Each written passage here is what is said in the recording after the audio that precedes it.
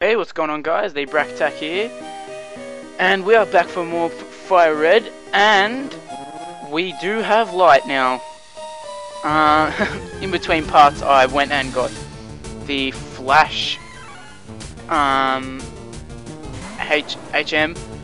which I probably should have listened to one of Professor Oak's aides in, is it Vermilion, who told me to go back to Route 2 to see his aide who has a present for me. Because he has the Flash HM, but of course there's some stupid stipulation for you to have to get it. You have to have obtained 10 Pokemon. Now, I had 6, and that's through, you know, evolving and stuff. But oh boy, I had to go and catch 4, I had to catch like a Rattata, and I think it was individual Pokemon. I don't think you could double up. So I went and caught like a Rattata, a Weedle, a Caterpie, and a Metapod. And then finally, after all that, I could go back to the aid and get Flash. And then I was hoping that you know, maybe Diglett could learn Flash or something, but Diglett couldn't learn it, Pidgeot can't learn it, and I had to teach it to Venusaur, which it sucks because I don't want to have to take up a slot of my, I guess it's my lead Pokemon at the moment. Don't know if it's going to be that all for the whole journey, but right now it's my lead Pokemon. It's my main go-to Pokemon, and really don't want to have Flash right there taking up a slot, especially when it comes down to, you know, creating a rounded moveset that could take on the Elite Four, you know, and all the different types that they have to offer. I don't really want to be stuck with a field move that, you know, is pretty useless in battle. But yeah, enough about Flash, because I talked about that a bunch in my last part, and I really don't want to talk about it a bunch in this part. So on to latest Pokemon news, and leaks from CoroCoro has shown that the upcoming filler arc in, I call it an arc, I think it's just an arc, it's not a season. I think even I fall into the trap of calling it a season. I'm pretty sure it's packed together with, you know, the episode N stuff. I should have switched it into Pidgeot. It's packaged in with that, I think, all those, I think. So it's just an arc, filling in time obviously for X and Y to come out. But it's shown to have, well, with the return of Butterfree, which is pretty dumb. People like to see the return of Pokemon. I like the return of Charizard. I'm cool with, because he didn't release it. He let Charizard, who really wanted to improve and better itself, he left it to get better in the Charific Valley, and Charizard's come back to help and battle with him a bunch of times now, which is cool. We realize it's still together with him. But something like Butterfree is basically released, gone, never to be seen again. It's like wanting Ash to get his Primeape back, which doesn't really make sense because he practically abandoned it, well, didn't abandon it, that sounds wrong, but he gave it away. So, you know, I don't think Butterfree coming back is all that cool. I had a bunch of other stuff like Iris and Silence saying their goodbyes, which shouldn't really be a shock because well, we're going to get new companions, it seems, every generation now. It's not going to be like having Brock being held over. It's going to be you know, two new characters plucked from probably, I don't know if they'll go the same route as in this gen, as in pulling out gym leaders and stuff. Maybe they'll finally decide to go maybe main boy character, main girl character travel with, from the games I should say, with Ash. That'd be pretty cool. But yeah, they're saying goodbye. There was a thing with Claire, which that's kind of scraping the bottom of the barrel for things now. I mean, they're supposed to be in an area of Kanto, and I'm not sure why Claire is there. She's a Johto native, and I don't know if there was anything else. And there was a Croconaw was. Oh, actually, I switched. A Croconaw was shown, which implies that Totodile is evolving. And all I can say to that is, wow, 3 gens too late. Because seriously, both Cyndaquil evolved in Gen 4, and well, if Totodile is evolving in Gen 5, these are way too late. These needed to happen in Generation 2 because Ash's team was terrible then. He had Chikorita, which evolved into Bayleaf, which, yeah, that's good, but basically had like a bunch of unevolved Pokemon. I mean, you can stomach Pikachu's being unevolved, but it's just not very believable for Ash to be going and defeating League trainers with just, you know, Totodile, Cyndaquil, and Chikorita. Well, obviously evolved, but then like Noctowl and stuff. That team was horrible, and it doesn't really make up for it having these Pokemon evolve now. I mean, I guess it kind of does allow Ash, so when he goes into, and he's gonna be going into regions forever and ever until the anime stops, and he's gonna be going into leagues, and we know Ash likes to, you know, bring back Pokemon from time to time for leagues and stuff like Battle Frontiers. So I guess it's pretty cool in the sense that Totodile being evolved into Croconaw, we could possibly see, you know, him call upon it in a league battle or something. So it's he's more likely to call upon a Croconaw for a league battle over other Pokemon rather than, you know, Totodile. You're not going to call up Totodile when you have, say, even something like a Tauros or a Muk. You would probably 99 times out of 100 pick those Pokemon over it.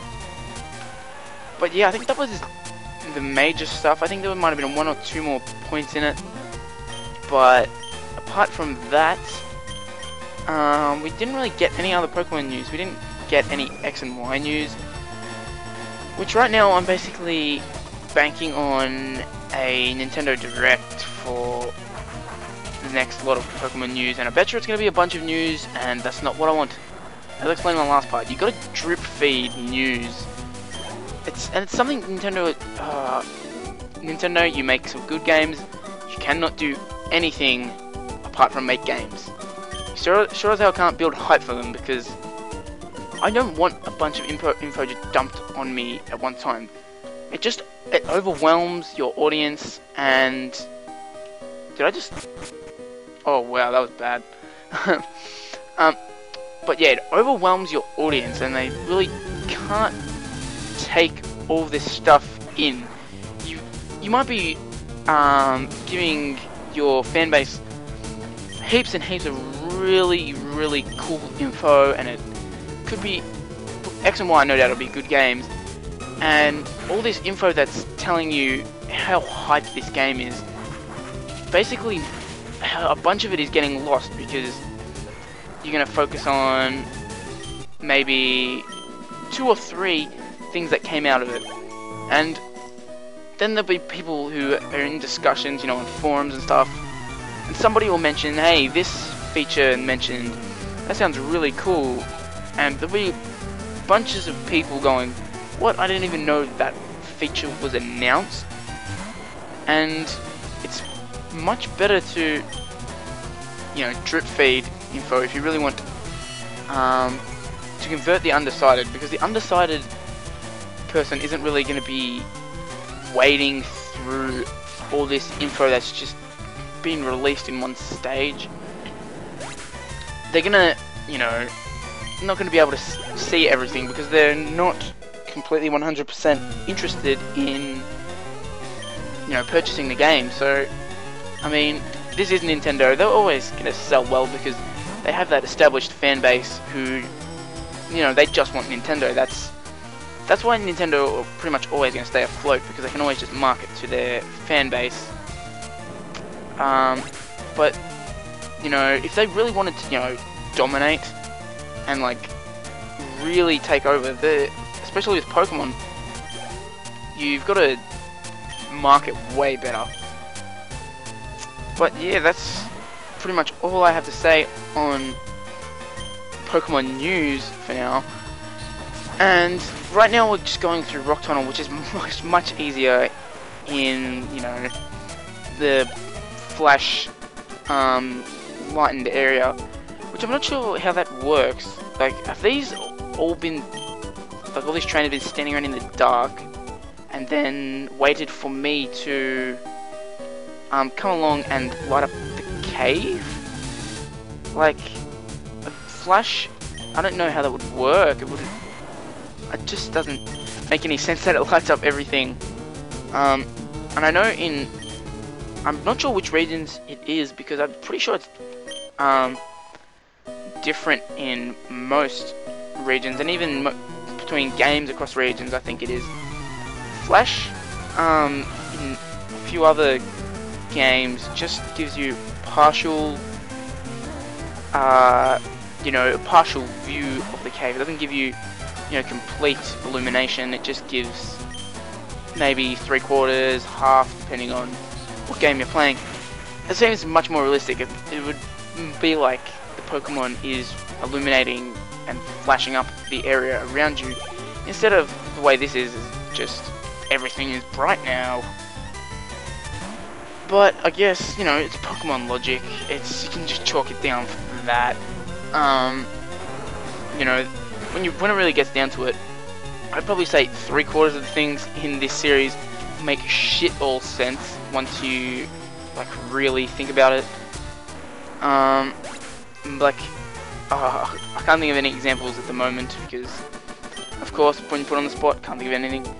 But, you know, when you just think really hard, like, of basically the premise of the whole thing, 10-year-olds going out on an adventure by themselves in the world, you know, that's just in itself not very believable. But of course, you got to put that aside.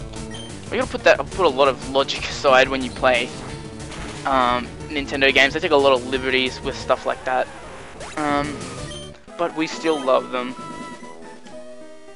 Okay, so nothing down here. Yeah, thanks for the dead ends that just made me run up and back and get into a trainer battle. Then that was good.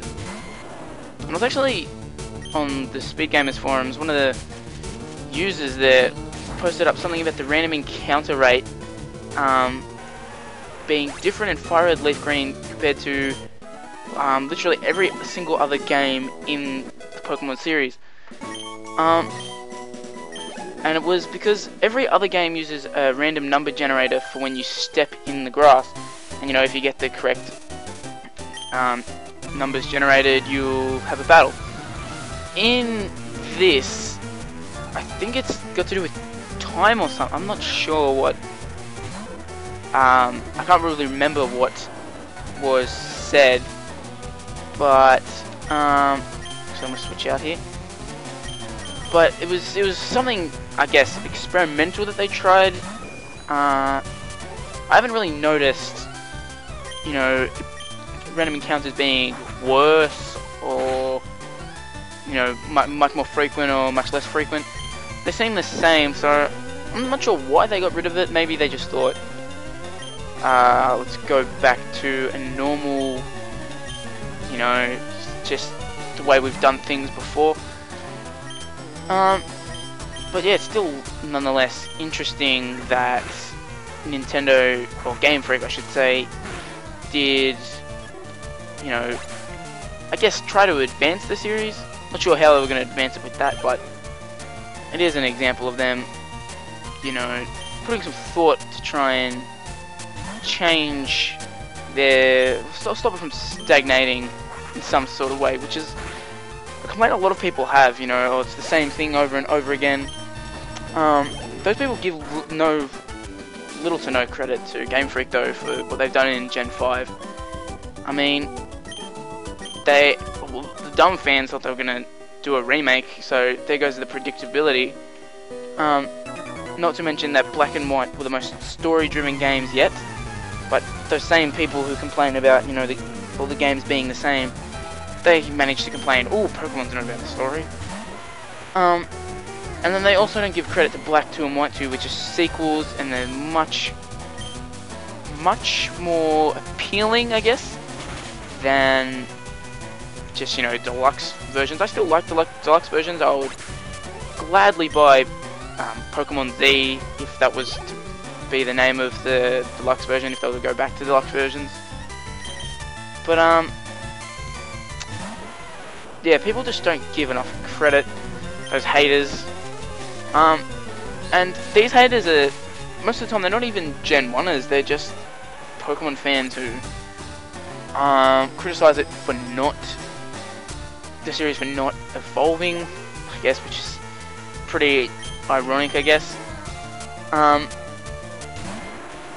Even, I guess the kind of people that complain about most Nintendo franchises not evolving, you know, they complain, oh, every Zelda's the same, every, you know, insert Nintendo title here's the same. I will leave out mentioning 2D Mario's, which I do believe are all the same, so can't really add that into the group of, you know, those people. So, ooh, screw that Pokeball. I don't want to go back and get it because it's going to involve like 10 million random encounters.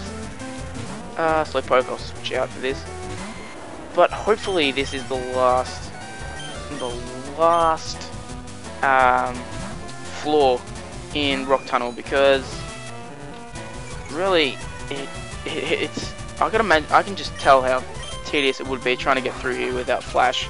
It's pretty long with Flash, so without Flash, you know, you're looking at a good 30 minutes to, I mean, if you get really lost, an hour. And not to mention, it's weird that you're climbing ladders in Rock Tunnel. Like, wouldn't you be going from room to room, you know, walking through cave doors and stuff, as we try to go to Lavender Town? Again, that's twice in this episode where, you know, Nintendo and Pokemon Logic, you know, you have to suspend your, you know, thoughts of reality in the real world. Okay, God, this Slowpoke just does not want to go down. It's probably going to take out my Pidgeotto. Critical hit, still survived though. Okay, Slowpoke down. Hopefully she doesn't. Oh, he doesn't have another Slowpoke. And of course, he has another Slowpoke. Now I'm going to switch into Venusaur, which is level 47 now.